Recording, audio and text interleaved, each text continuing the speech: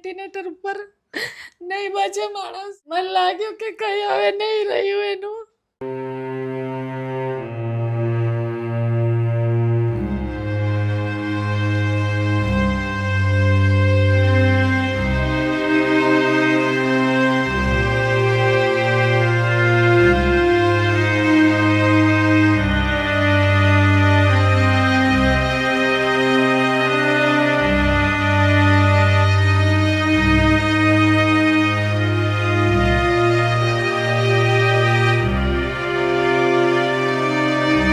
નમસ્કાર દોસ્તો, હાલ અમે સુરતમાં છીએ અને સુરતમાં એક એવા નિરાધાર બેન પાસે આવ્યા છીએ કે જે ખૂબ જ તકલીફમાં પોતાનું જીવન જીવી રહ્યા છે. ભાઈ હતા એનું થોડાક ટાઈમ પહેલાં 6 મહિના પહેલાં અવસાન થઈ ગયું અને એમનો દીકરો હતો એનું 6 વર્ષ પહેલાં અવસાન થઈ ગયું અને બેન એકલા નિરાધાર થઈ ગયા. ઘણી બધી મહેનત કરવા છતાં ઘર નથી ચાલતું કેમ કે એકલા હાથે ઘર ન ચાલી શકે અને સુરતમાં તો તમને ખબર છે કેટલા બધા ભાડા હોય અને ખાવું પીવું રહેવું એટલે એક લેડીઝ તરીકે ખૂબ અઘરું થઈ જતું. એટલે જે પણ આપણથી બની શકે એટલી બેનને મદદ કરવાની કોશિશ કરીએ અને બેને પોતાના જીવનમાં કેવી કેવી તકલીફો સાથે જીવી રહ્યા છે બેન સાથે વાત કરીએ કે બેન કેવી કેવી તકલીફોમાં જીવી રહ્યા છે. તો તમે કન્ટિન્યુ એપિસોડ જુઓ અને તમારા દરેક ગ્રુપમાં શેર કરો. બેન, મારું નામ નરેશભાઈ આય છે. તમારું નામ શું છે બેન? સોનલબેન નિમાવત. તો બેન, પછી ઘર પરિવારમાં કોણ કોણ રહ્યો છે બેન? કોઈ નથી. હમણાં અમારું એક છોકરી હતી એ પરણાવી દીધી, છોકરો એ ગળે ફાંસો ખાઈને મરી ગયા. હવે કોઈ નથી અમારા, એકલા જ છે અમે. તો પછી દીકરો ગળે ફાંસો ખાઈ ગયો? હા, દીકરો એ નહીં. હવે અમે એકલા કામ કરીને ખાઈએ.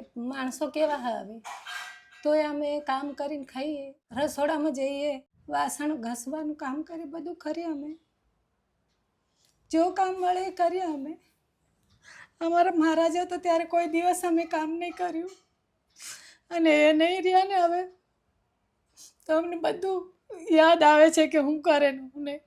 અમે કોઈ દિવસ બહાર નહીં ગયા. અમે આજે મારા ભાઈ જતા રહ્યાના લીધે તમારે બધે જવું આવું કામ કરવું પડે, ઘર ચલાવવું પડે. હવે બધું લાઇટ બિલ બધું કરવું તો પડે આપણાને. ખાવાનું લાગે, દૂધ લાગે, બધું લાગે આપણાને. નહીં, તો છે તે અનેક સ્ત્રી તરીકે ખૂબ અઘરી વાત થઈ જતી હોય કેમ કે આ બધું મહેનત કરવું, ભાડું ભરવું, ખાવાનું, અનાજનું બધું અમારે એકલે કરવાનું. 300 રૂપિયા રોજ મળે અમને. 300 રૂપિયામાં આપણે 3000 રૂપિયા મહિનો ભરવાના, મેન્ટેનન્સ ભરવાનું, લાઇટ બિલ ભરવાનું, બધું આવે. ખાવાનું બચત શું કરવાની? કાલ સવારમાં કઈ બીમાર પડ્યા, 2 પૈસા રહે તો કામ આવે આપણા. એને સાચી વાત છે. તો પછી મારા ભાઈને શું થયું હતું બેન? એ લીવરની પ્રોબ્લેમ થઈ ગઈ હતી. એને લીવર, કિડની બધું ખરાબ થઈ ગયું હતું. એને લિક્વિડ પર જ કેટલા દિવસ બચાયા અમે, 6-7 મહિના તો લિક્વિડ ઉપર. જ્યુસ, પ્રોટીન પાવડર ને બધું. હવે કોઈને કે આપણું દુઃખ આપણું.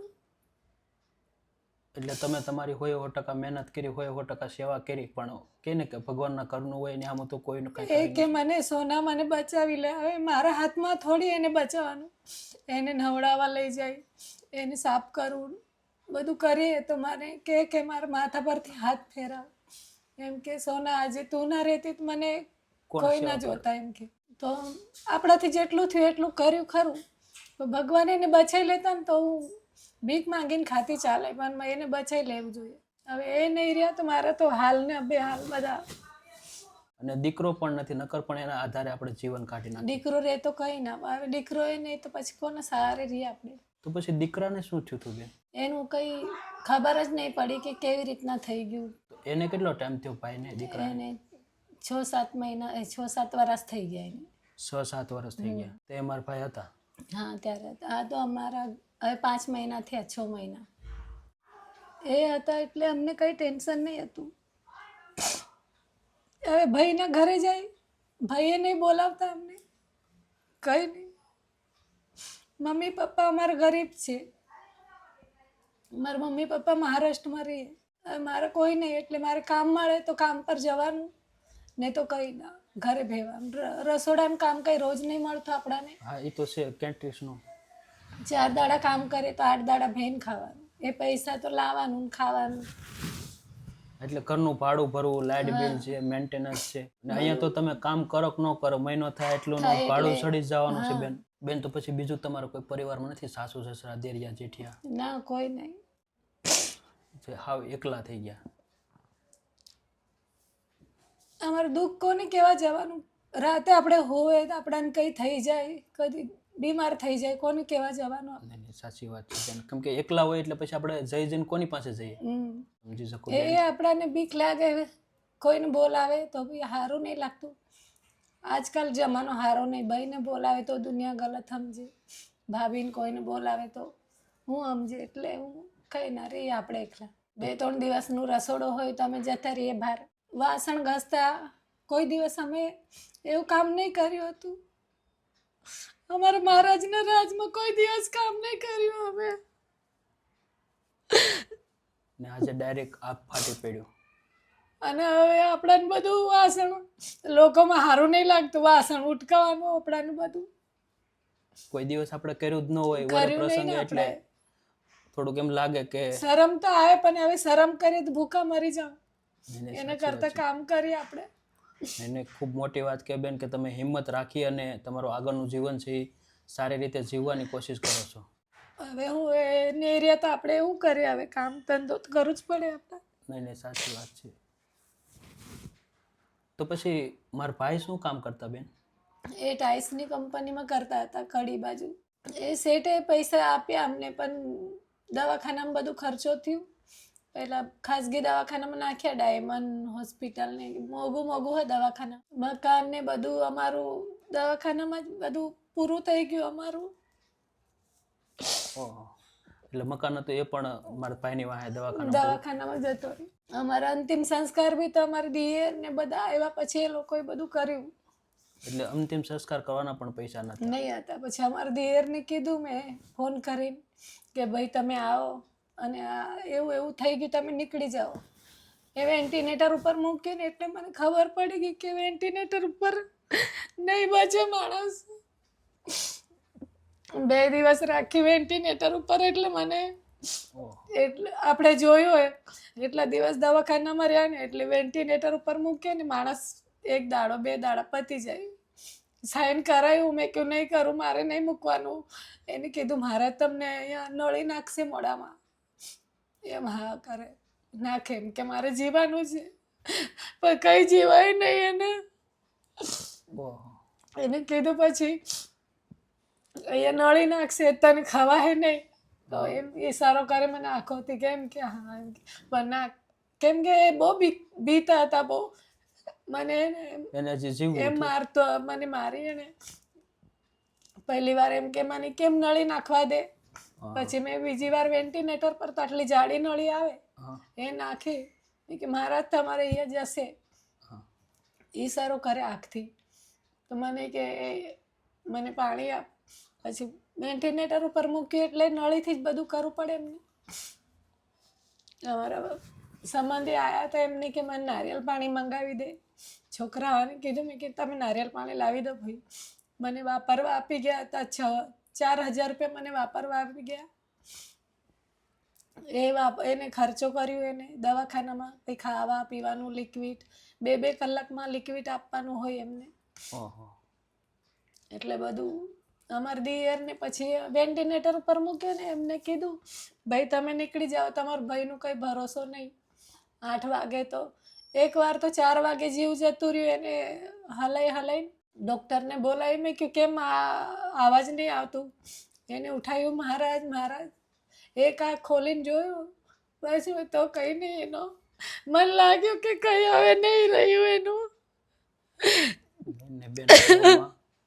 અમે તમારા ભાઈઓ છીએ અને જે પણ બની શકશે એટલી મદદ કરવાની કોશિશ કરશું. હું સમજી શકું બેન કે ઘરનો ધણી જતો રહે તો એ સ્ત્રી પર કેટલું દુઃખ આવતું હોય. પાછું પેલું દબાવે ને, અહીંયા દબાવે.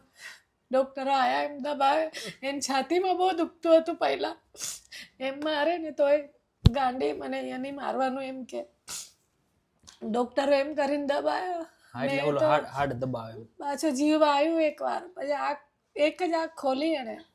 મેં કહ્યું હવે તો કંઈ ભરોસો તો નહીં એનું એમ કરીને. એટલે એને પહેલેથી એમ જ હતું કે હું એને જીવવાની આશા હતી. પહેલી વાર પાણી કાઢ્યું ને એનું પેટનું મોતાલા હોસ્પિટલમાં સાઈડમાં, ત્યારે કે સોના મને બચાવી લે. હવે મેં કે મહારાજ મેં તો બહુ કરું કોશિશ, હવે શું કરીએ આપણે, ભગવાનના હાથમાં. તો એ 6 મહિના એને કાઢ્યા. મેં કોઈ કહે ના એને કે આ માણસ એ વિડીયો જોવે તો તમે કહે કે મારા બાપ બાપની ઉંમરમાં થઈ ગયા ઓહો.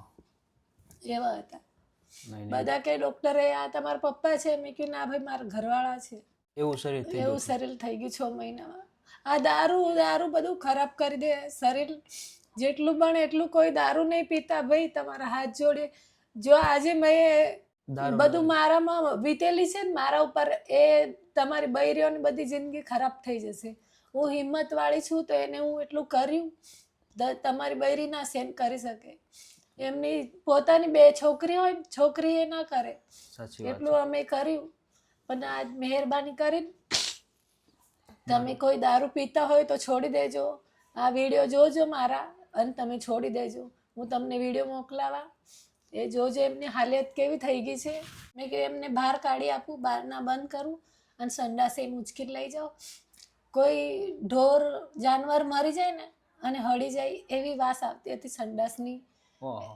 કેમ કે દવા પીવડાવ ને તો લીવર ઉપર બધું ગંદકી જમા હોય. ડૉક્ટરે કીધું સંડાસ થવાની જરૂરી છે.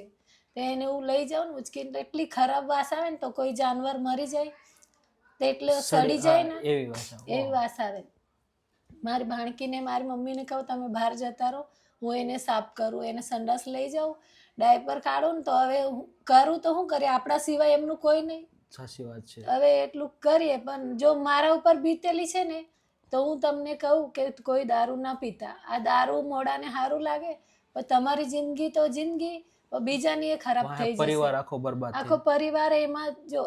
અને બેન ખૂબ હિંમતવાળા કહેવાય. અને દોસ્તો તમે જોયું તે પ્રમાણે કે બેને જે સેવા કરી મહારાજની, ખૂબ ધન્યવાદને પાત્ર કહેવાય. કેમ કે અત્યારમાં કોઈ પણ સેવા કરે તો નાનું બાળક હોય ને કદાચ એ ટોયલેટ કરી જાય અથવા તો મળ કરી જાય તો એ સાફ કરવું સહેલું છે, પણ એક જ્યારે ઉંમર થઈ જાય ને ત્યારે એ પછી ટોયલેટ બાથરૂમ કરે તો એનો શ્વાસ લેવો પણ ખૂબ અઘરો થઈ જતો હોય. અને બેને તો એના 6 મહિના સુધી શું કહેવાય સંડાસ બાથરૂમ બધા સાફ કર્યા અને તેડીને હાથે લઈ જાય, એટલે ખૂબ મોટી વાત કહેવાય.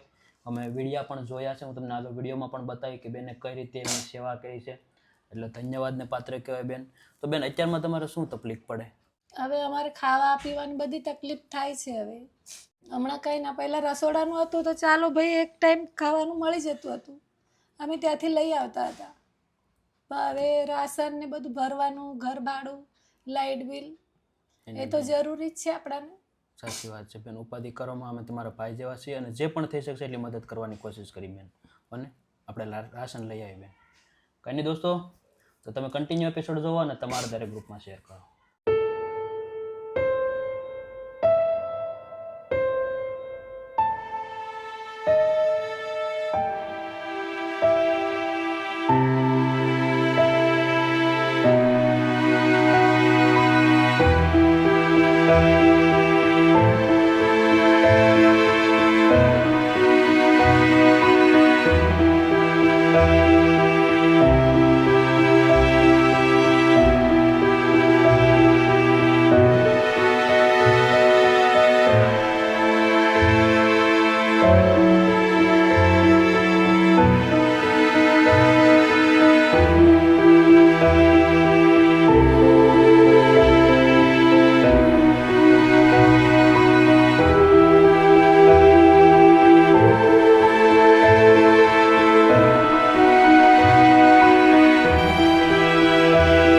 તો બેન તમારે જે પણ રાશન જોતું હતું બેન, બધું જ રાશન આવી ગયું બેન? હા, તમારો ખૂબ ખૂબ આભાર ભાઈ કે તમે એટલી મને મદદ કરી. અને હજુ થાય તો તમે કરજો, કેમ કે આ જેટલા સુધી ચાલે એટલે સુધી હું તમારું નામ લેવા. એને ચોક્કસ બેન, અમારથી જે પણ થઈ શકે એટલું મદદ કરી છે બેન. અને આજની આ ખાસ મદદ છે મધુવંતી બેન તરફથી, તો એમના વિશે શું કહેશો બેન? એમનો ખૂબ ખૂબ આભાર કે મને આ મોકલાયું અને આટલું આપ્યું હોય ને તો મને બહુ આનંદ લાગ્યો કે ભાઈ મને કોઈ છે મારા, એમ એવું લાગ્યું મારા મનમાં કે ભાઈ મારા કોઈ છે એમ કરીને. નહીં બસ આશીર્વાદ આપજો બેન કે અમે તમારા જેવા નિરાધાર લોકોની વધુ કંઈ સેવા ના, કરી તમને બહુ શકીએ. આશીર્વાદ મળશે ભગવાન. અને thank you so much Madhuvanti બેન કે આજે તમારા સપોર્ટથી એક નિરાધાર બેનને સરસ મજાનું 3 ટાઈમનું જમવાનું રાશન આવી ગયું છે. તો થેન્ક યુ સો મચ. ભગવાન તમને ખૂબ જાજુ આપે, ખૂબ પ્રગતિ આપે અને બસ આવીને આવી રીતે નિરાધાર નિસહાય લોકોની મદદ કરતા રહો. અને દોસ્તો બસ આવી રીતે પ્રેમ સપોર્ટ આપતા રહેજો અને વિડીયોનું વધુ શેર કરો. જય હિન્દ, જય ભારત.